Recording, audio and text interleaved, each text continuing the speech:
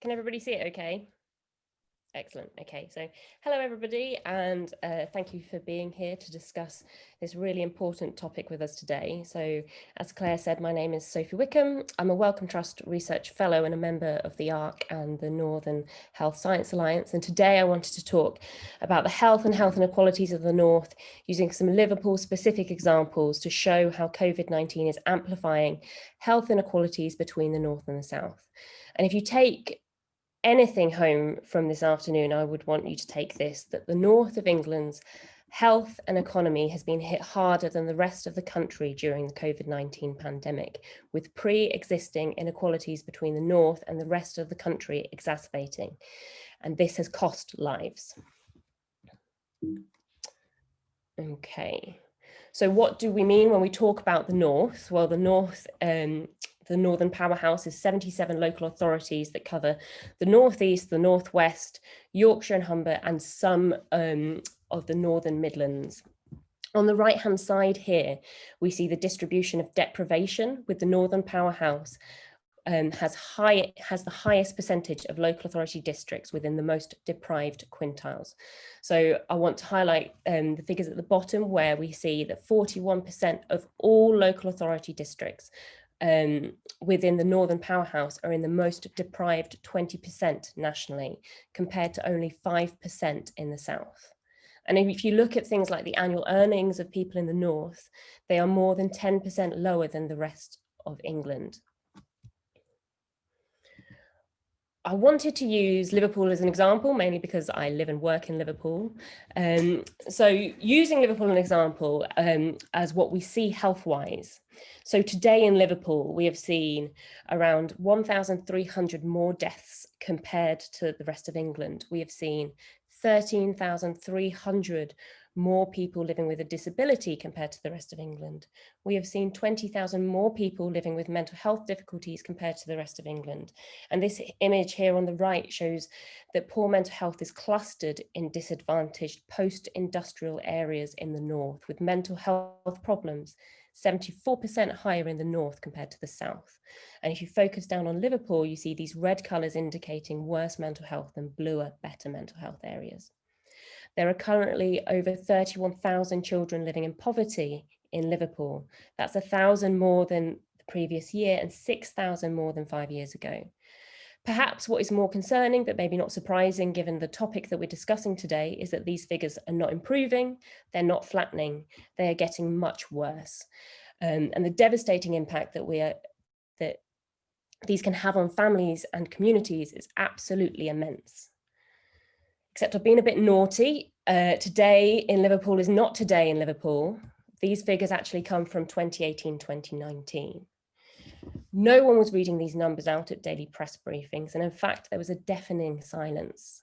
These are not numbers, as we all know, these are people's lives.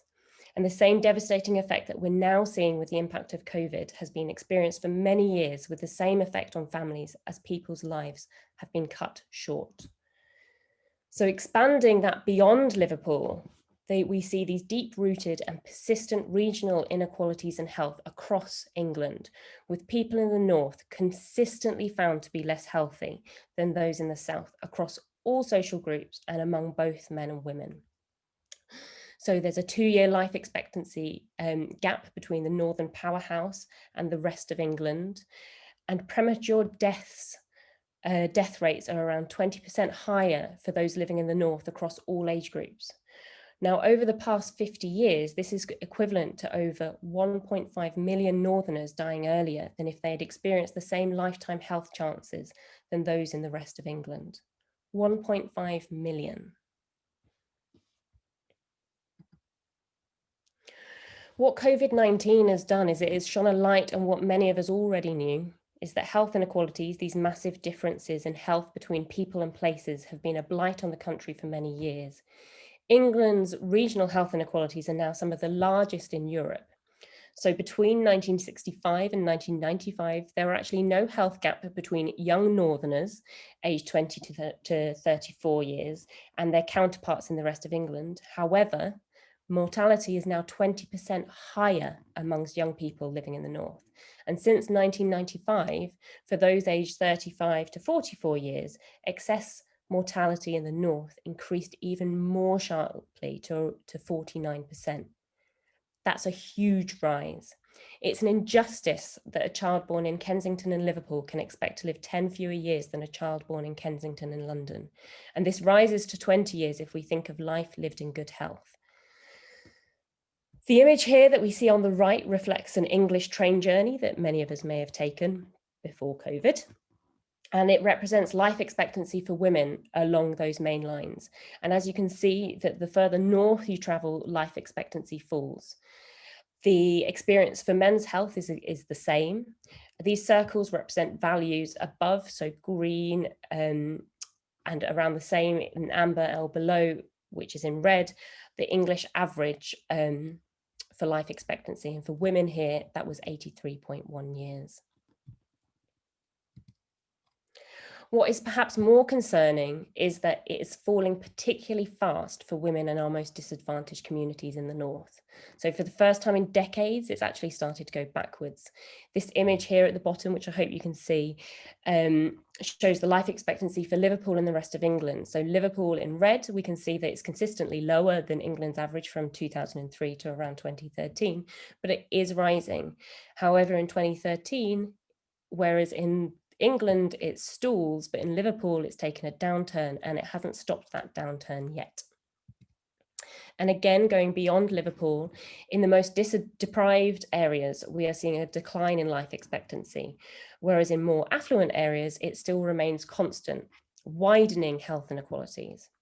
Over the last 5 years of available data, 108 local authorities out of 326 local authorities in England saw a fall in life expectancy at birth for men and 124 for women out of 326, while 51 areas saw a decrease for both sexes.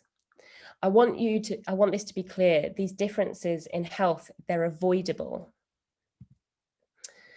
So the differences in health are caused by differences in access to resources that are needed for good health. And we've done some Liverpool specific analyses looking at what explains these differences. So this image here on the right shows the percentage of mortality gap between Liverpool and the rest of England and what these are attributable to. So going back to Liverpool's 1,300 more deaths that we saw in 2019, analysis by colleagues here have shown that 35% is actually explained by living on low income, 26% are due to environmental factors. These include things like crime, access to green spaces, and air pollution.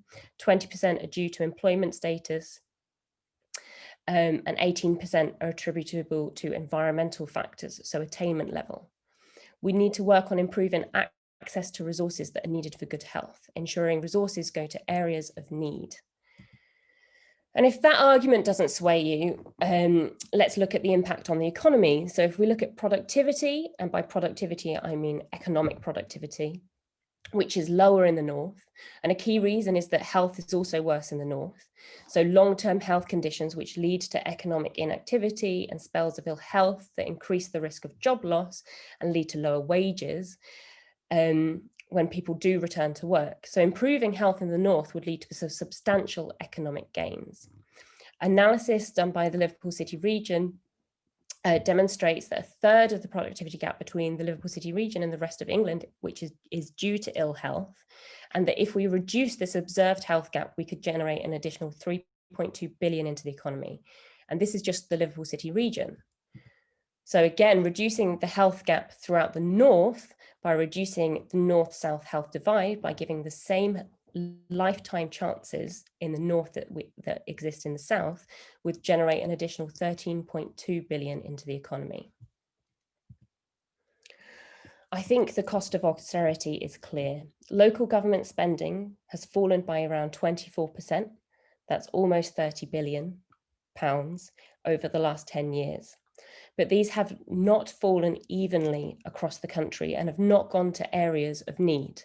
The image here on the right shows the change in spending power per person for all local authority services in England over the past 10 years.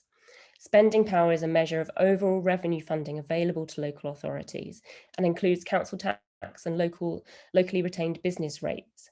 What this map shows is that deprived communities with higher rates of poverty, and weaker economies in the north of England saw the largest reductions in the local authority budget. I think the message is clear. Austerity has cost lives, and we have seen more deaths, more disabilities, more people living with mental health difficulties, and more children moving into poverty, and a reversal of life expectancy for the first time in decades. And this was still only 2019, before the pandemic struck. Thank you.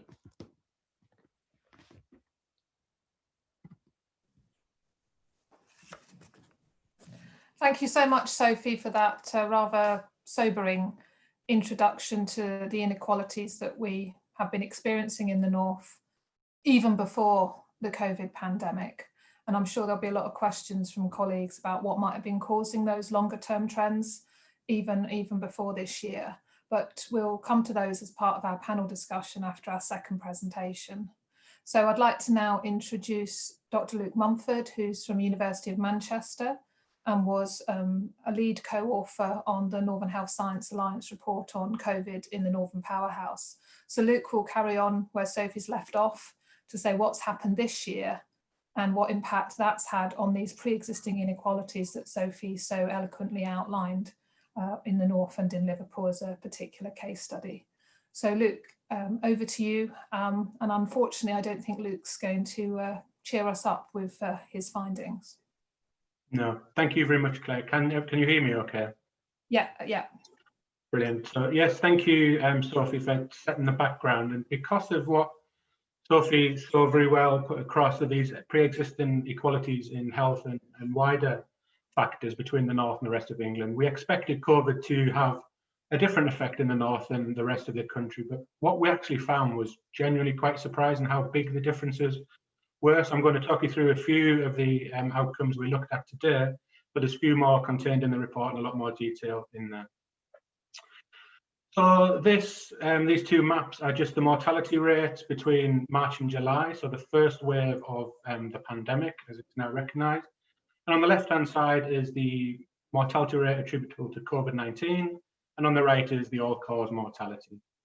And what straight away jumps out of this is the North has a higher proportion of the darker red areas, which are the highest mortality rates, particularly the old industrial cities and places within the North, including Manchester, Liverpool, Sheffield, South Yorkshire, Newcastle in the North East.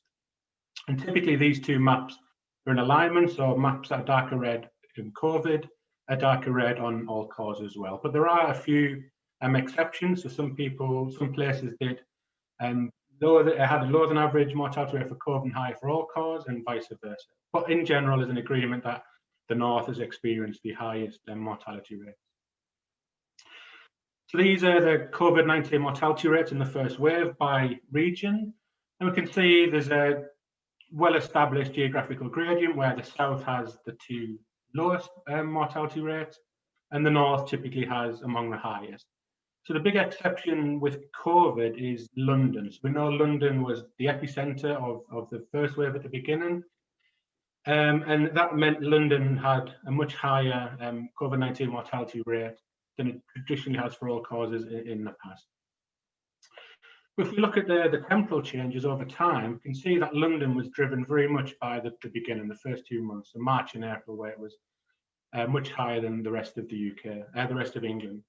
But then in later months, as the pandemic progressed into May, June and July, we can see that it's actually the North, so the Northwest, the Northeast and Yorkshire and Humber have the highest rates, and this is consistent across all of the later months.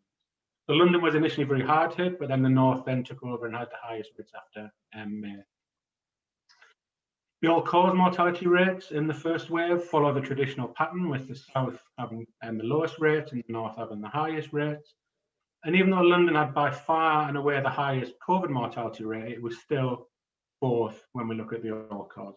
So there was causes of death in the North that weren't COVID, which led to the North having a really high mortality rate, which is more consistent with the evidence that Sophie mentioned from previous years. And again, we get a similar pattern. So London had really high mortality rates in the beginning of the pandemic, but then the North, particularly the Northeast and the Northwest, and then took over and had the highest rates from May, June, July. If we just look at the highest and lowest mortality rates from COVID on the left and all cause on the right, we can see that the south east and the southwest had the lowest COVID-19 mortality rates and the lowest all cause mortality rates. London, as expected, driven very much by what we saw in March and April, had the highest overall mortality rates for COVID. But if we look at all cause mortality, we get the well-established, well-known North dominating these leaderboards. I've highlighted Burnley here because it's quite an interesting case study that actually had below average levels of COVID-19 mortality, but well above average all-cause mortality rate. So COVID is obviously very important, but there are other things going on during the pandemic. Mortality due to other causes is still obviously happening. And if we just focus solely on COVID, we risk missing some of this non-COVID mortality that's also going on. So they were just very simple descriptive statistics of what we've seen. But if we look at a regression analysis to try and hold constant some of the things we know are different between the north and the rest of England. So we know deprivation is traditionally more prevalent in the north, the south is typically more affluent. There's difference in age structures as people move around the country. There's different ethnic compositions in different parts of the country. And deprivation, ethnic structure and age structure are very important for COVID and all-cause mortality because we know they can really affect these mortality rates. So what we want to try and do here is hold these things constant. We want to compare a similar area in the north of England to a similar area in the south of England. But what we're trying to do is isolate the effect of north against the rest, conditional on these other things as well. What happens when we do this? These differences in mortality rates for COVID still persist, and they actually get bigger as we control for more factors. So what this says, for example, compared to the rest of England, the COVID-19 mortality rate in the north was 12.4 deaths more per 100,000 population than the rest of England. If we look at all-cause mortality rates, difference between the north and the rest of England is about 58. And when we condition on deprivation, it decreases to around about 30, 31, but it's still very strongly statistically significant. Even after accounting for deprivation and differences in underlying determinants of mortality, there is still a north-south divide. This can't all be attributed to deprivation. There are other things going on, and it'll be very much driven by what Sophie mentioned. So the impacts of austerity, the long-lasting impacts of austerity will still be felt higher in the north of England than the rest of England. So there were the effects for mortality, but it's important to consider other factors as well. So this here is the reductions in mental health, where we measure mental health using the general health questionnaire, which is a well-validated measure of psychological distress. And it's the answer to a series of 12 questions, and you get a 36-point scale. So what these are here are the raw reductions in general health questionnaire scores. And we can see that the north, so Yorkshire and the Humber, the northeast and the northwest, all had large reductions in mental health, and London had a particularly high reduction as well. This is important for a number of reasons, the main being obviously mental health is so important to people's lives. But we've also shown that mental health is strongly associated with the economic productivity of areas. So using analysis from the past, we found this relationship here, where here higher levels of mental health are negative values, and positive values indicate worse mental health. And what this shows is as mental health decreases in an area, the economic productivity of the area decreases. So the mental health reductions in the north attributable to COVID-19 could cost the UK economy around about £5 billion. This is likely to be pretty much a conservative underestimate because we haven't factored into these changes in employment as well, which is what we show here. So the north really did get a double whammy with unemployment because pre-COVID levels of employment were much lower in the north, the unemployment rates were higher, and they grew much faster at the beginning of the pandemic in the north. So not only was it high to begin with, it got worse much quicker in the north. And this is really important because we know that there are well-established links between unemployment and future mental health. So we know mental health affects employment and employment affects mental health. We really need to invest in people's mental health in the north and the employment opportunities to make sure this doesn't get even worse than we currently fear it would. We consider a whole suite of other outcomes, so loneliness, whether people had been furloughed, if they kept the job, how the number of hours changed and the pay changed, if they made new universal credit claims. But almost every outcome we considered got worse in the north, got worse quicker in the north than it did in the rest of England. In the report, we make a series of recommendations. I won't go through them all now, but they are in the report, and I would urge people and policymakers to have a look at these, because I think we do need to take action in the north very quickly to stop this getting much worse than it already is. So I will stop there.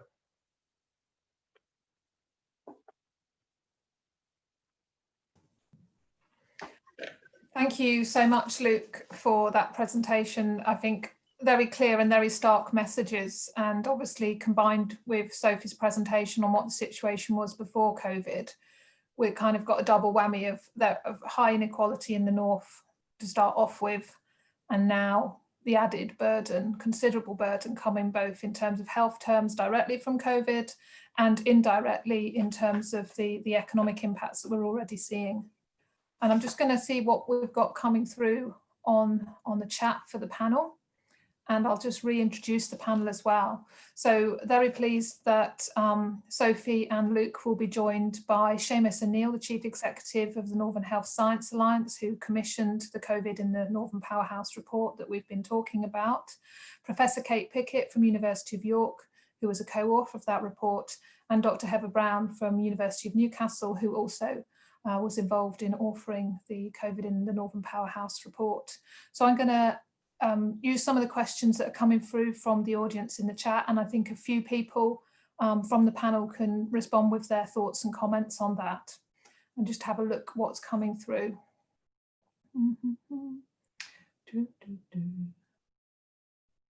So I've got a question about what are the most relevant factors for changing these health metrics. So I guess that's a kind of a thinking about what can we do to improve things in the north based on the presentations that we've seen. So I wonder, Sophie, would you want to comment a little bit on that, and then we can go around the panel? Yeah, I think the main things for me are our rapid rising in child poverty and families living in poverty. And this sort of coincides with austerity-driven policies, so the changing in the welfare system and the welfare state. We've had particularly the introduction of universal credit, but prior to, well, at the same time as universal credit was introduced, we had benefit caps, benefit freezes, the bedroom tax, all of these factors that have basically reduced people's income. I think it's something like 70% of children that are living in poverty are living in households where somebody works. So I think how we think about employment is a huge factor. We've seen a huge rise in 0-hour contracts or 4-hour contracts and precarious employment, which is driving poor health and increasing health inequalities. I would say there are some key factors that came to my mind instantly. Yeah. And there's certainly ones that you're modelling when you presented what were the causes of the differences between Liverpool and other parts of the country. There was a focus there with unemployment and income being quite high, big factors behind the gaps that you were finding. Yes, definitely. Thank you. Yeah. Yeah. So Luke, do you have any thoughts on what can be done to shift these metrics? Where do we need to be focusing our levelling up efforts? So I would start by saying I very much agree with what Sophie said. And I think what we need to do and do better is things that have been spoken about for a while. So levelling up is obviously a brilliant idea, but we need the specifics behind that. And a good place to start would be putting health at the heart of all government departments and all government policies. So I think too often in the past, it's just been seen peripherally as something that might change, it might not, we don't really care. But health is so important for everything. People need to be healthy to work, to study, to get an education. And people seem to forget about this and ignore health and just expect it to follow behind other government policies. But if government departments and ministers really do believe in this, and I think health has to be given a more central role, and that's got to be beyond Department of Health and Social Care. It's got to go into the heart of government and all departments. Mm. So some might say we might need a national strategy on health inequalities. Seamus, obviously the Northern Health Science Alliance commissioned the report jointly with the ARCs across the north, and I'm guessing that you did so in order to try and influence change. So I wondered what your thoughts were from your perspective as someone working between the research and policy interface about what should be done, but also what you think could be done in the current environment. Yeah, well, Claire, if you'll permit me, first of all, can I thank you guys, the authors, for this, for the work that you put in. One of the things that you've done is you've acted in concert. There has been a single Northern voice on this, and that's very, very important to not allow people to wriggle off the hook. And that is a pejorative term because that's what I think is going on here at a frightening scale. But I'm in awe of the work that you guys have done, and also the fact you've come together to do it. But I want to thank in our team Hannah, Hannah Davies, who supported you guys in this, and actually was the one who convinced our exec to back this, and that this was a very important, influential piece of policy work. I can't add anything to what you guys are saying about the facts behind this. I do want to, and what Luke has said about in terms of the underpinning of the health system, particularly the public health part of the system, is and the effects that the local authority cuts have had are that's evident to all of us. That's got to be reversed. We've got to find a way to win that argument. We also need to find a way to win the argument on economic investment and the myth of levelling up. The spending review recently will give absolutely nothing to the north. Let's be honest about it. And that's another year, yet another year, where these inequalities are going to grow. And actually, if it's hard not to get angry about that, and it may well be time to do so, because unless we start to lobby, vote, and act to try to address this, we're going to be in this is going to be horrible, because we have seen what a disenfranchised communities do when they see no value in politics, the political process, the civic process, and that is a slippery slope where the north is going to be a really, really sort of unfortunate test bed for some of the worst policies enacted on communities, and that we need to be careful not to lose our compassion in this as well.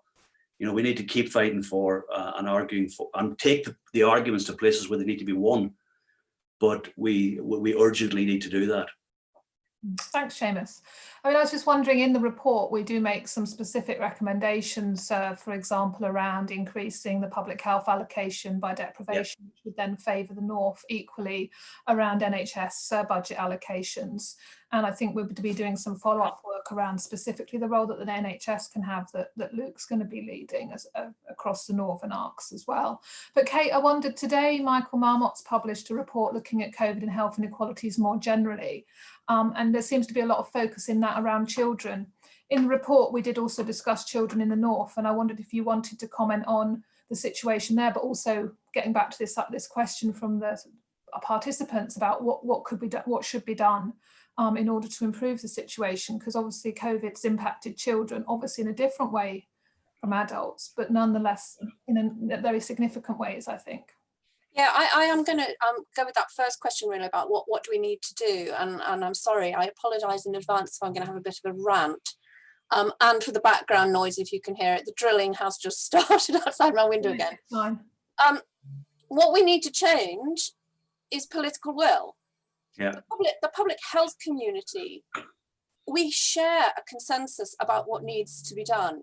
We don't, it's no mystery to us that actually austerity damaged public health. It's no mystery to us that we started out this pandemic with fractures across our society along class and ethnic and geographical and class lines that made so many people more vulnerable to COVID-19 and resulted in so many more deaths than we needed to experience and so much more suffering. Our community, whether it's academic, public health practice, epidemiology, health economics, we know what needs to be done. Michael Marmot knows needs to be done. His report says that today. His 10-year follow-on report from the Marmot Review said it. The Black Report said it in 1980. You know, we do know what needs to be done. So the question is, how do we get that shift? How do we make that change happen in all the places where it needs to happen to protect and promote the health of our population? And I think what is worrying me is that we are already getting hints from the Treasury that everything that they have done to try and ameliorate and mitigate the economic impact of the pandemic is going to have to be paid for. There are these very sort of dark hints that more austerity will follow, which is exactly the opposite of what we need when we need the structural inequality to be addressed.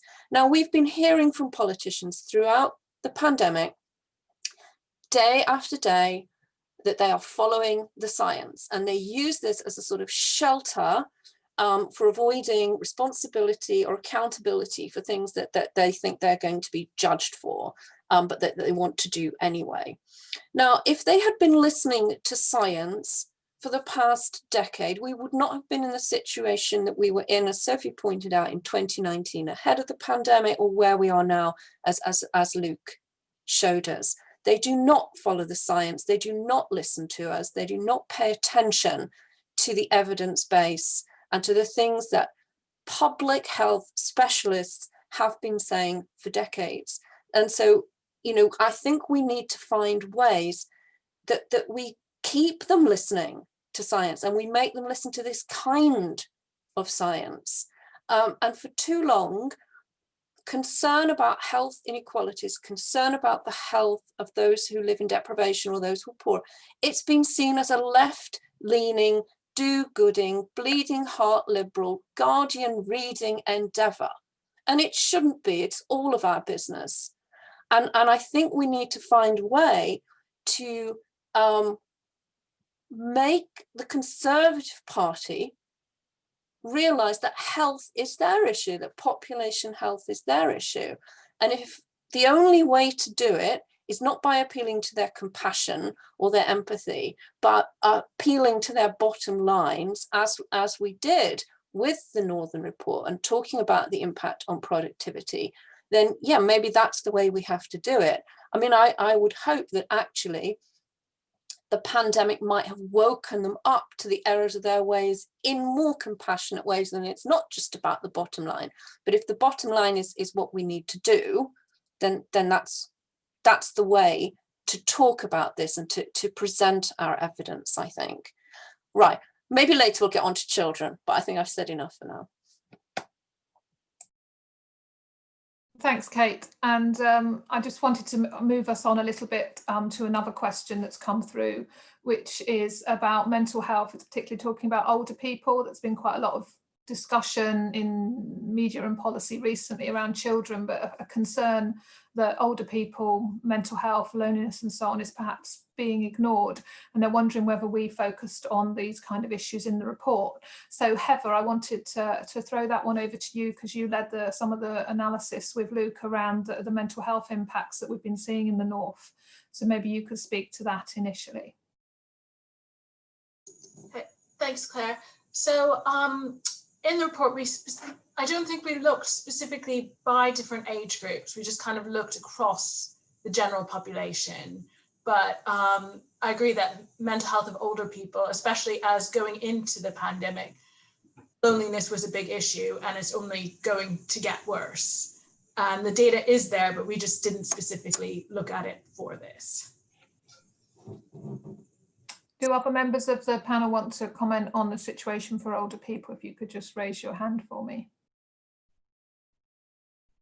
Okay, perhaps this is something that we need to consider, because I think a lot of the debate as well, with the Great Barrington Declaration, for example, from a minority of scientists, was sort of suggesting that they should be locked up and the rest of us left to crack on with life. So I think there's certainly issues around a kind of ageist narrative that's coming through in certain places as well. Seamus, would you like to come through? I think in that, yeah, thanks, Claire. Definitely in terms of the mental health figures, the mental health figures are absolutely shocking, and a number of the comments in the chat are relating to mental health, and it's actually very easy to make a bottom line recommendation on mental health to within a treasury environment. 13% of sick days through mental health, I think, or I'm no expert in that, but that is, companies want to manage this, organizations want to manage this, but the resources are not there for mental health organizations to do that. And while we have spillover hospitals for COVID management in the acute sector, there is nothing. We don't even know how to deal with the surge in mental health that's going to come. We in the spending review submission that we made on behalf of the whole Northern Health and Life Sciences system, there was a big initiative in there to build the capacity in mental health to evaluate innovation, so that trusts and general practice can offer at scale potentially digital services and see if they work. And that was all linked to an economic benefit for the companies and for the organizations and the wider economy. But even that didn't land. So if there's that direct, we're using their words in their context, and we're still not winning the arguments. That's so going back to what Kate said there, I think we need to find ways to really, really ram this home. Thanks, Seamus. We're getting lots of questions, so I'm going to move on to the next one, which is about the other word of the year, or at least the word of a few years. So a combination of COVID and Brexit. Is this a kind of perfect storm? So the questions is about what impact do we think Brexit might have on health inequalities in the North? And I guess I would add into that, we've got wave 2, possibly a wave 3 before the vaccination's fully rolled out. What does the future look like, Luke and Sophie? Quite bleak, and I probably don't want to hear that, but Brexit will unfortunately disproportionately hit the North because of the industries that are more prevalent in the North. So I'm thinking of the Sunderland Nissan factory. They've announced that they plan to leave, which was one of the main employers in Tyne and Wear. So people have lost their jobs because of COVID, their health has deteriorated because of COVID, and they're going to continue to lose the jobs because of Brexit, and that will unfortunately make things worse, and a lot worse before it looks like it might get better. Sophie, Yeah. do you have any hope? I was just going to echo really what Luke was saying. So not really, unfortunately. I think Brexit is going to drive up those rates of poverty even more than we're seeing now, projected rates higher than we've ever seen. And, then the knock-on effect on health mixed with COVID is just, it's bleak. It doesn't have to be, though. I mean, it doesn't have to be. And I think that's the point, that if our recommendations and if the things are, if things are put in place, we can mitigate a lot of these things. Yeah, you're right. So we don't have to accept, Middlesbrough and the North East, 40% of children are growing up in poverty now. It's something that we comment on in our report. This is not an inevitability. We can afford to support everyone correctly through furlough, through a pandemic, but there then seems to be penny pinching when it comes to supporting children in disadvantaged circumstances. So I think it comes back to what Kate said in her earlier comments about political will. Actually, none of these things, we didn't used to have child poverty rates of 40%. It wasn't like that in the 60s and 70s. Sophie? I was just going to say, what's interesting about what's happening with COVID and these mitigation strategies is the adversity that people are facing hasn't changed. People are losing their jobs, people are in poverty, people have health needs, but it's because it's happening to maybe a different group of people. Suddenly there's a recognition that things need to be uprated. So think about universal credit and that extra £20, But like Kate said, these are temporary measures, and it's just going to plummet loads of people into poverty when they get taken away. I think it'd be interesting for people to reflect on what caused that readjustment of generosity, and what's their reasoning for taking it away, given that the adversity that people are facing is exactly the same. There's certainly a deserving, undeserving poor, potentially. Like if you were unemployed before the pandemic, it was your fault. If it's during the pandemic, then it's the pandemic's fault. Yeah. I sort of suspect that actually, maybe I'm too optimistic and at the moment, but that the up rate of universal credit might stay, because I think it might have to stay. Because whilst there will be very high rates of unemployment, people were talking about the mass unemployment in the 1980s, that was very concentrated in the north. And I know in our report we've said it's going to be worse in the north, but we can see from the debate yesterday about tier 3 for London and the economic impact, we might be getting it worse, but we're not in it as alone as we were in the 80s. So I think political pressures are going to require, again, a national response. Seamus, do you disagree? Well, maybe I just think that the South being slightly worse off this time might have, trigger a few reactions, but that's not going to create the difference. For example, in the $4 billion a year that we're missing out in the northern economy, that has got to be addressed. I think there are reasons for optimism, however, and I think that some of the assets we have in our universities and our NHS, the northern economy is very heavily weighted to the public sector. But that doesn't mean that the people of the north are any less innovative or creative than the south. But the argument we need to win is invest in the assets we have, and give us the autonomy. And I'm not, I don't have a particular position on devolution. It can be anything, but the devolution of authority to act independently is very, very important. But we have assets in the north and our universities and our NHS and our public sector primarily that can be mobilized to attract business here. Giving us the freedom to do that and support to do that would allow us to, agency locally. And I think that's the key thing to optimism. It might also be the key thing to social cohesion as well. Thanks. I'm going to go on to another question, which I think follows from that, which is around how can we involve communities more in understanding, addressing, finding solutions to these health inequalities. So I don't know, Kate, if that's something. I know ARC Yorkshire have been doing some work in this space with the Born in Bradford study and so on. Yes, in all our work in Bradford, community involvement and co-production is really at the heart of it, and it's at the heart of our ARC as well. And so we try to do priority setting with communities to find out what the issues are that they feel are most relevant and important for them. We try to involve them in asking research questions as well as participating in research production. And I think that's very much at the heart of what many of us do in public health. And I think there's growing recognition that we need to do things with people rather than to people, and for that to be meaningful engagement and not tokenistic. I actually spent yesterday morning at a roundtable that was hosted by University of Manchester around this kind of production, and still too often, it is a bit tokenistic, and we talk to people and we do things and then we sort of go away. We don't necessarily sustain that and make sure that continues. But I think we're getting better at that in public health, in putting communities at the heart of what we do. And that is the way to get sustained change, I think.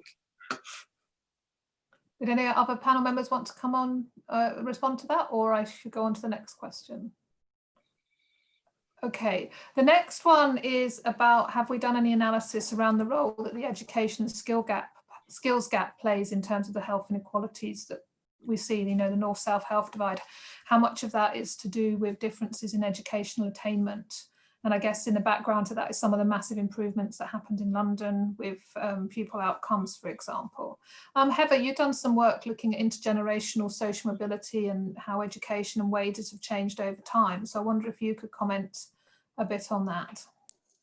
Sure, yeah, so in, I guess, our other NHSA report, that was one of the things we looked at. So we found that the educational gap explained slightly more than 30% of the productivity difference, and that health then explained less than 30%, slightly under 30%.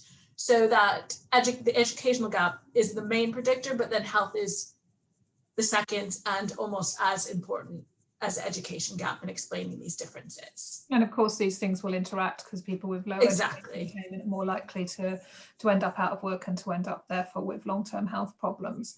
So the educational gap is important, but it's equal to the health gap. Just slightly higher. Yeah, okay.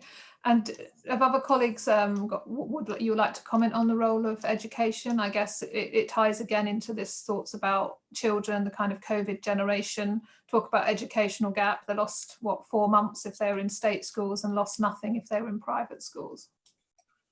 Yes, and of course it's children with special educational needs and disabilities and children with mental health difficulties who have suffered most from the disruption of COVID.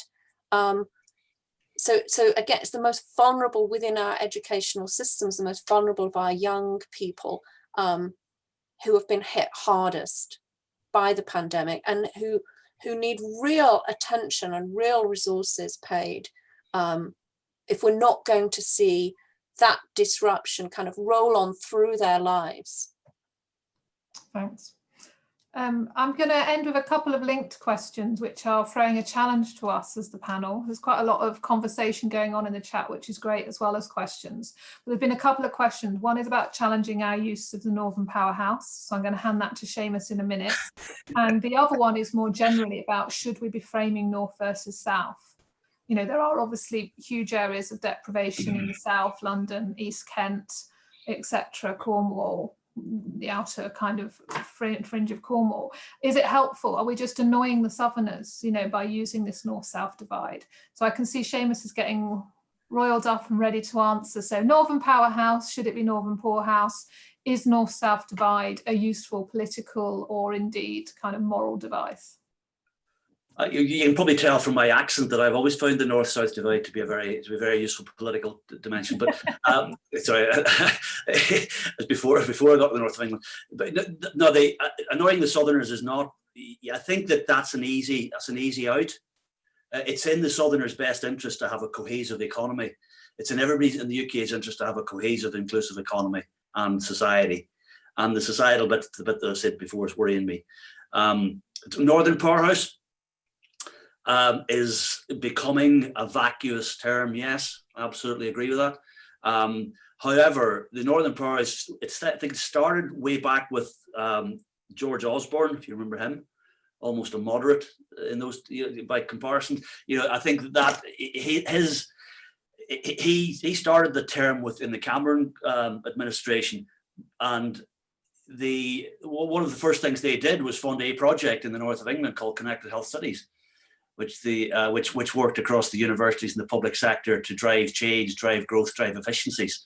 Cost them 20 million. It didn't even get noticed, in terms of the budget, but it made such a difference to the way that people's health is managed in the north. So the Northern Powerhouse as a name is being sullied by inactivity. The Northern Powerhouse as a concept is a cracking idea. Thanks, Seamus. Luke, you and I use North-South divide quite a lot. And I personally do think it's important, but it's not for me to respond. I could write an entire essay on it. But Luke, what do you think? I think North-South sort of splitting of the country essentially picks up deprivation. So there are exceptions. There are affluent areas in the north and there are deprived areas in the south. But the North-South distinction is useful in the fact that it's observable. People can see what the north is, what the south is, and ranking deprivation is less easy to do for people. But also there's more scope for people to make interventions at a local level if we look at geographical distinctions of the north and the south, areas within the north. And just on the other point, in nothing we've done do we say we should make the south worse off. We should improve the north, not at the expense of the south, but close this gap. And as the work Kate did, more equal economies do better in everything, on all metrics. So it's in the South's interest as well if the North does better, and because we're not going to make them any worse off, they can't lose from this. So yes, we definitely don't want to upset people in the South, but the North needs to be given more focus. We need to get away from this London-centric model of government. Absolutely. And of course, in our report, we do talk about deprivation. And because deprivation is such an important factor in the North, then any weighting, for example, of NHS budgets by deprivation would advantage the North, but would also obviously benefit those places in the South that are deprived. So it's neither North nor South, but all together. Yeah. So I think I'm going to conclude with that little ending there, and I'd like to just thank the panel extremely for their presentation today and for this discussion, and also to thank you participants for the questions, which were great, and also for the conversational chat that you also have going on, which I'll probably look at the end. We do have some more events on the horizon next year. In February, there's going to be another event looking at the role that local places what can be done locally to reduce health inequalities, improve public health. And then later next year, we'll be having a specific session around children, child poverty and health inequalities. So some of the issues that have arisen today will be followed up in those sessions, and I do hope that you can join. So again, thank you everyone for your participation, and I will also wish you a restful Christmas break. Thanks everyone. Thanks everybody, cheers.